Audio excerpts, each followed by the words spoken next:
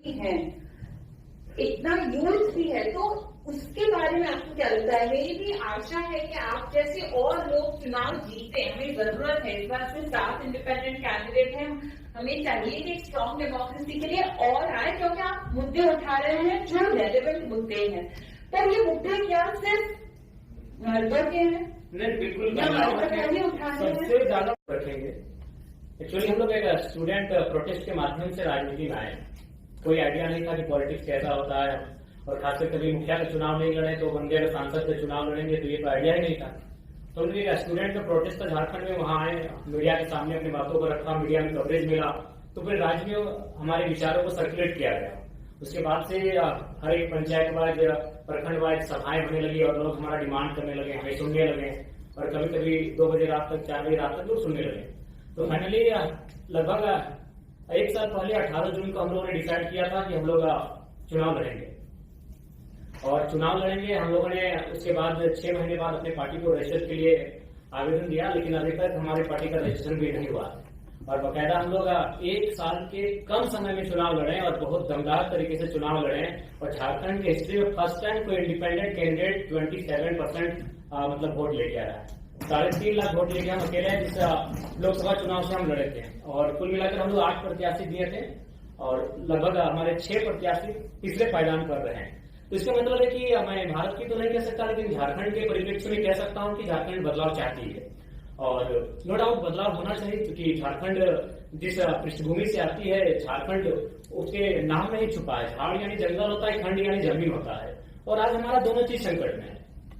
जंगल की बात करने वाला कोई नहीं है। उदाहरण आप देख सकते हैं आज हंसदेव जंगल की क्या कहानी है। आज दिल्ली का टेम्परेचर हम लोग 45 पा रहे हैं, 46 पा रहे हैं, बिल्कुल अपने मतलब अपोजिट पा रहे हैं। झारखंड का वातावरण से जब दिल्ली में हम लोग कदम रखे तो बिल्कुल असहनीय लगा, और हम लोग को लगा भी नहीं कि 2 मिनट यहाँ ठहर पाएंगे। तो कह रहे हैं कि जो झारखंड का इशू है उसके नाम में छुपा है, और लगातार उन इशू पर हम लोग लड़े, उन इशू पर हम लोग बात किए, तभी जाकर जनता ने भी आशीर्वाद दिया। नहीं तो उन पार्टियों से चुनाव लड़ना जो पार्टियां 40 साल पुरानी है, जो पार्टियां 50 साल पुरानी है, जिनका बूथ स्तर में कार्यकर्ता है, जिनके पास धनबल है, उनसे टकरा पाना पॉसिबल नहीं था।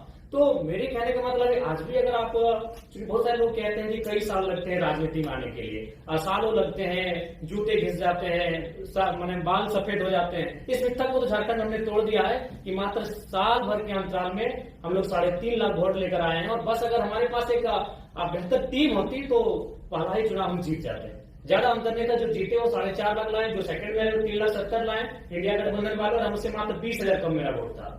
तो इस चीज को तो हमने झारखंड में मतलब एकदम क्लियर कट उत्तर दे दिया है कि समय और साल मायने नहीं रखता है, आपकी आइडियोलॉजी मायने रखती है।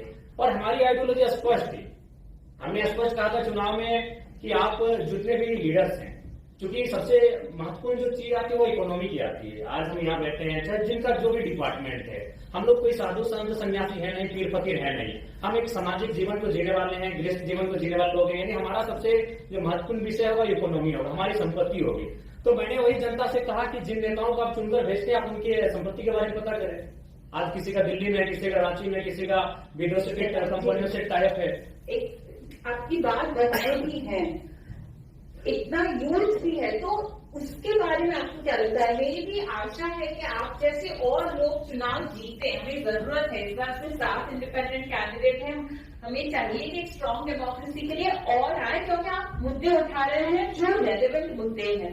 पर ये मुद्दे क्या सिर्फ मर्दों के हैं? नहीं, बिल्कुल सबसे ज्यादा प्रभावित महिलाएं होती है, क्योंकि मैं जिस झारखंड से आता हूँ, अगर वहाँ बात की जाए तो वहाँ हमारे विधायक मैम जो बैठी है आपके बगल में, उनका जो क्षेत्र है वो विस्थापित क्षेत्र है, खनन का क्षेत्र है, माइंस का क्षेत्र है। जब विस्थापन का बात सामने आता है तो जब लोग विस्थापित होते हैं तो ऑब्वियसली महिलाओं को भी बहुत सारा प्रॉब्लम का सामना करना पड़ता है। मान के चल बात करें तो आपको विस्थापन की बात करनी होगी, आपको माइंस की बात करनी होगी। जो लोग यहाँ बैठे हैं और इसलिए आप झारखंड को जानते हैं मिनरल्स के लिए, और नो डाउट हम लोग देते हैं 27% कोयला देते हैं और 40% खरीद देते हैं। तो अगर हम विस्थापन जब ना होता है तो उस समय महिलाओं की भागीदारी होती है, खेती के माध्यम से हो, साग सब्जी के माध्यम से हो, यानी महिलाओं की परस्पर भागीदारी होती है। अगर पुरुष खेत को जोतने का काम करते हैं तो महिलाएं वहां धान उगाने का काम करती है, उसको रोपने का काम करती है। और फिर महिलाएं जब धान को काटती है पुरुष को खेत कर लेकर आते हैं, यानी 50-50% होता है। जब खेत हमारे पास होते हैं तो हमारे पास जो महिलाओं की भागीदारी होती है 50% होती है, लेकिन जब उस क्षेत्र से हम स्थापित कर जाते हैं, वो क्षेत्र जब गवर्नमेंट किसी परियोजना के लिए ले लेती है तो महिलाएं शून्य हो जाती है, उनके हाथ कट जाते हैं। तो लाइक जब हम लोग न्यू झारखंड की बात करेंगे तो महिलाएं ऑब्वियसली बहुत भारी संख्या में होंगी, और इस चुनाव में हमारे पास जो मेरा वोट बैंक रहा 3.5 लाख, उसमें अगर रेशियो भी देखा जाए तो 60% यूथ थे, बाकी 40% महिलाएं थी। तो कहीं ना कहीं उसमें उस दिशा में हम लोग अच्छा काम किए हैं और महिलाओं को अच्छा कनेक्ट भी किए हैं, क्योंकि महिलाओं ने भी इस समस्याओं को देखा। आज अकॉर्डिंग टू कोरोना के टाइम का जो हमारे पास रिपोर्ट था उसमें 12 लाख झारखंड के प्रवासी मजदूर मिले, और उन प्रवासी मजदूर की जो पीड़ा है वो महिलाओं ने भी घर बैठकर देखा कि दिवाली है, होली है या ईद है, उनके बेटे उन्हें प्रदेशों से बधाई भेजते हैं, उनके बेटे उनको विदेशों से बैठ के बधाई भेजते हैं। तो कहने कि हमने उनको कनेक्ट किया, उन मुद्दों से महिलाओं को भी हमने कनेक्ट किया, इसलिए महिला भी खुलकर आई और हमारे पक्ष में मतदान की। और हम आशा करते हैं, क्योंकि हम लोग बार बार कहें हम लोग एक लर्नर हैं, और आज इस कॉन्फ्रेंस हॉल में हम लोग भी कुछ सीखने के लिए आए हैं। मैं आपको बताना चाहूंगा, मेरे गिरिडीह लोकसभा में 2261 बूथ हैं। हमको लगता है कि 1200 से 1300 बूथ में हमारा बूथ एजेंट बैठा था, 1000 बूथ में हमारा एजेंट नहीं बैठा था, और फिर भी हम लोग वोट गेन करके आए।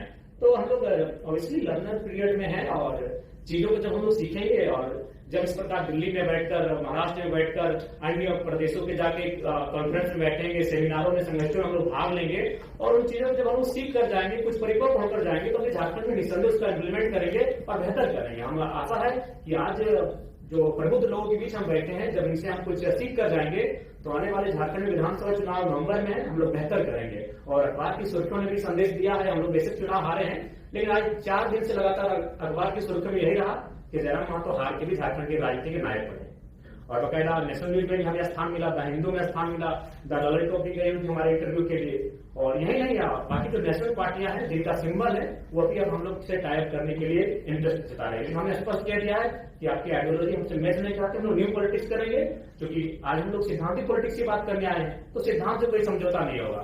2 चुनाव और हारेंगे, 4 चुनाव और हारेंगे, नहीं जीतेंगे। हमारी जो नई पीढ़ी आएगी वहां से शुरुआत करेगी जहां से हम लोग छोड़ के जाएंगे, लेकिन सिद्धांत से कोई समझौता। Thank you